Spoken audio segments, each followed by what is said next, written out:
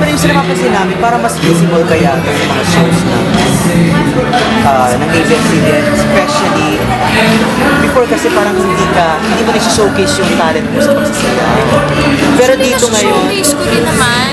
pero hindi kasing fab nung dati. Aminin mo yan. Wala Huwag ka akong magpaka-play safe. Doon ako sa safe.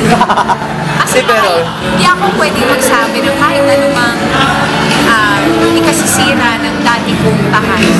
Kasi sa bandang huli, naging tahanan ko pa rin siya ng halos 10 taon at mataas pa rin ang respeto at pagmamahal ko sa mga tao na naging parte ng journey ko as an artista, especially in the first few years of my life. And excited naman din ako dahil marami din ako mga bagong nanay, tatay at mga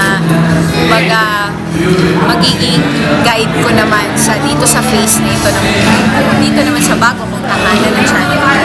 pero bakit ganun? Parang mas, hindi ko lang alam, parang pansin ko na mas ano ka na, mas excited ka, mas all out ka na ipakita yung ibang isa kalsado. All out din naman ako dati. Pareho lang talaga. As in, As in, alam mo, ang difference din siguro is I